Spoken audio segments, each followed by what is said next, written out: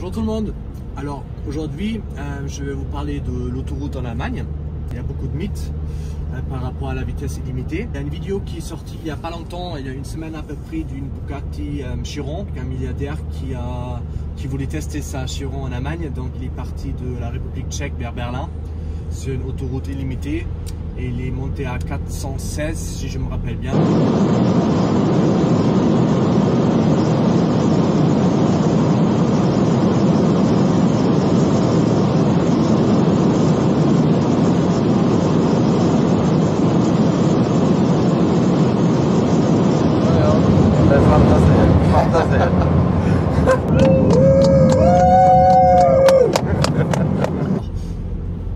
Pour les vitesses illimitées. Donc il n'y a bien sûr pas tous les autoroutes qui sont limitées. On parle de 70% des autoroutes qui sont illimitées.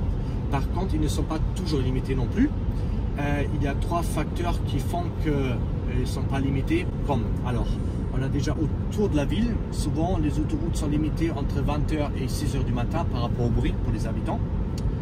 Deuxième cas, à l'extérieur de la ville, ils sont souvent limités l'inverse entre 8h le matin et 20h le soir par rapport au trafic. Et un troisième cas où les autoroutes ont des caméras et quand les voitures qui passent et quand il y a trop de trafic, ils limitent pour éviter des accidents. Donc sur ce 70% d'autoroutes illimitées, ils ne sont pas toujours illimités. On est en train de monter sur une autoroute qui est limitée. C'est une deux voies. Comme vous pouvez constater, c'est le mal de cyclote. Il y a pas mal de trafic. Tout le monde ne roule pas très vite. Là, on est à 130. Et comme vous voyez, donc la vitesse moyenne, c'est 130. Les gens ne roulent plus trop vite. On va accélérer un peu. Le problème, c'est qu'on ne peut pas dépasser les 210. Les pneus d'hiver sont limités à 190. Il faut faire un petit peu attention. Donc vous voyez, on n'a même pas la possibilité de rouler vite parce qu'il y a tellement de trafic. Alors là, on s'approche de Munich. Beaucoup de trafic. Et vous voyez le panneau là? Là voilà, il y a les caméras en dessous, donc ils sont limités de la vitesse à 120. Voilà. Là voilà, on a l'exemple du panneau qui limite la vitesse entre 22h et 6h par exemple à 120. Je ne sais pas si on a vu. Voilà, avec l'heure en dessous. Donc après, par rapport à la mortalité, les statistiques de la mortalité, je regarde un peu sur internet, je trouve une liste en 2009. En Allemagne, en total, il y avait 500 morts, en France que 250, donc la moitié. Par contre, ces statistiques en 2009, c'est la totalité, c'est pas calculé par rapport au pourcentage de la population, par rapport au pourcentage qu'il y a sur l'autoroute. Donc vu qu'il y a beaucoup plus de peuple en Allemagne qui roule sur l'autoroute, les statistiques ne sont pas vraiment exactes. Je trouvais une liste de 2011 à 2013. Déjà en 2011 à 2013, c'est calculé par rapport au nombre de la population parcourue par 1000 km. Donc c'est beaucoup plus exact. Et là, on voit déjà que la différence n'est plus si énorme. Je crois qu'il y a 30% en Allemagne, 27% en France. Donc voilà, on voit que c'est pas vraiment beaucoup plus dangereux. Et une autre liste en 2016 où on voit la différence et n'a pas beaucoup bougé en fait. Et depuis 2016, bon aussi à cause du corona, ça n'a pas beaucoup bougé non plus. Donc on peut constater quand même qu'il n'y a pas beaucoup plus de mortalité en Allemagne qu'en France. Après, je voulais parler aussi par rapport au jet de CO2 sur l'autoroute. Les scientifiques en Allemagne disent que si on limiterait la vitesse à 130, on économiserait 1,9 million de tonnes de CO2 par an, ce qui est pas mal quand même. Après, si on limiterait la vitesse à 120, on économiserait déjà 2,9 millions.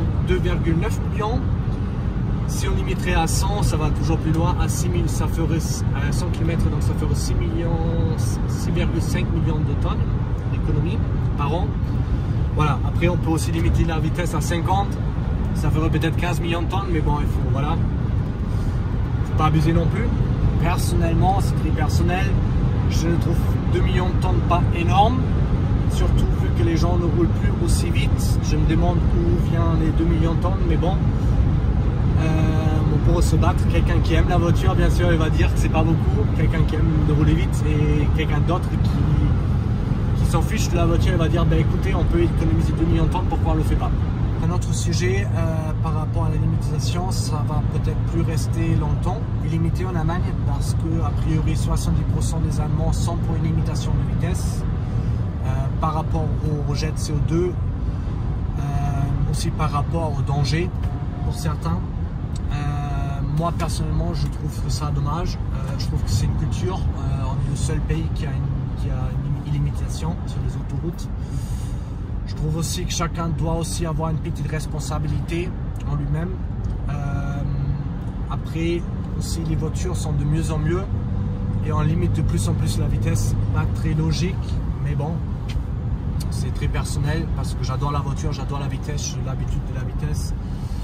Personnellement, je trouve quand je roule en France à 130 pendant des heures, en se concentrant moi, je trouve que quand on roule vite, on est beaucoup plus concentré. Mais je trouve aussi par rapport aux statistiques, la différence n'est pas énorme. Je trouve que la mortalité sur les autoroutes illimitées n'est pas beaucoup plus élevée que sur les autoroutes limitées. Donc voilà, je suis pour qu'on conserve cette culture, bien sûr. Voilà. Donc pour finir la vidéo, je vous invite donc de venir en Allemagne, de récupérer vos véhicules vous-même. Vu que cette culture est peut-être en train de disparaître, ça serait l'occasion de le faire.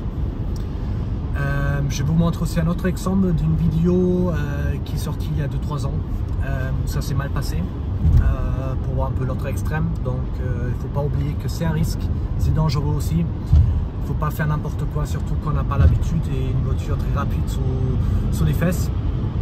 Donc voilà, une Huracan qui a perdu le contrôle à 330. Je pense que si je me rappelle bien, les deux ont bien survécu. Donc voilà. À bientôt pour une prochaine vidéo.